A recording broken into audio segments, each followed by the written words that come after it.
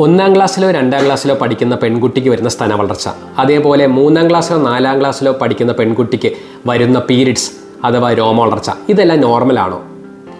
Puberty എന്ന് പറയുന്നത് കൊണ്ട് നമ്മൾ ഉദ്ദേശിക്കുന്നത് പെൺകുട്ടികളിലെ ഓവറീസിൽ വരുന്ന മാറ്റം കൊണ്ട്, അതിൻ്റെ വളർച്ച കൊണ്ട്, ഹോർമോണുകളിൽ വരുന്ന വ്യതിയാനം കൊണ്ട് വരുന്ന ഇവൻസിനെയാണ് പ്യൂബേർട്ടി എന്ന് പറയുന്നത്.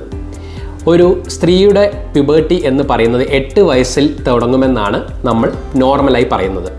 8 വയസ്സിന് മുമ്പ് വരുന്ന പ്യൂബേർട്ടിയെ നമ്മൾ ഏർലി പ്യൂബേർട്ടി അഥവാ പ്രിക്കോഷ്യസ് പ്യൂബേർട്ടി എന്ന് പറയുന്നു. അതുപോലെ 13 വയസ്സായിട്ട് പ്യൂബേർട്ടൽ ഇവൻറ്റ് വന്നിട്ടില്ലെങ്കിൽ അതിന് ഡിലേഡ് പ്യൂബേർട്ടി എന്നും പറയുന്നു. അപ്പോൾ ഒരു സ്ത്രീയെ സംബന്ധിച്ചിടത്തോളം പറയുന്ന ഫസ്റ്റ് കാണുന്ന പ്യൂബേർട്ടൽ ഇവൻറ്റ് തിലാർക്കിയാണ്, അഥവാ ബ്രസ്റ്റ് ഡെവലപ്മെൻറ്റ്. ഇതിന് ശേഷം രോമ വളർച്ചയാണ് കണ്ടുവരുന്നത്. 1 വർഷത്തിനുള്ളിൽ തന്നെ സെക്ഷൽ ഏരിയാസിൽ, പ്യൂബിക് ഏരിയയിൽ എസ്പെഷ്യലി, അതിനുശേഷം ആക്സിലറി ഏരിയയിലും ഹെയർ ഗ്രോത്ത് വരുന്നു. ഇതിനെ തുടർന്ന് ഒരു ഹൈറ്റ് സ്പേർട്ട് ഉണ്ടാകുന്നു. കുട്ടിയുടെ ഹൈറ്റ് വളരെയധികം കൂടുന്നു. ഒരു 25 സെൻറ്റിമീറ്റർ വരെ ഹൈറ്റ് ഗ്രോത്ത് ഈ സമയത്ത് ഉണ്ടാകുമെന്നാണ് പഠനങ്ങൾ കാണിക്കുന്നത്.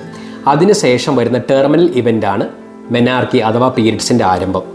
നമ്മുടെ മാറി വരുന്ന ജീവിതശൈലി കൊണ്ടും അതുപോലെ വ്യായാമക്കുറവ് കൊണ്ടും അമിതവണ്ണം, പൊണ്ണത്തടിവ് എന്നിവ കൊണ്ടും പലപ്പോഴും പ്യൂബേർട്ടൽ ഇവൻറ്റ്സ് നേരത്തെ കണ്ടുവരുന്നു. എങ്കിലും ഒരു പ്യൂബേർട്ടൽ ഇവൻറ്റ് 7 വയസ്സോ അതോ 8 വയസ്സിന് മുമ്പ് എപ്പോഴെങ്കിലും കണ്ടുവരികയാണെങ്കിലോ, അതുപോലെ തന്നെ പ്യൂബേർട്ടൽ ഇവൻറ്റ്സിൻ്റെ ഓർഡർ തെറ്റി വരികയാണെങ്കിലോ ഒരു എൻഡോക്രൈനോളജിസ്റ്റിനെ കണ്ട് അഥവാ ഒരു പീഡിയാട്രിക് എൻഡോക്രൈനോളജിസ്റ്റിനെ കണ്ട് ഇതിൻ്റെ കാരണങ്ങൾ എന്താണെന്ന് വിശകലനം ചെയ്യേണ്ടത് അത്യന്താപേക്ഷിതമാണ്.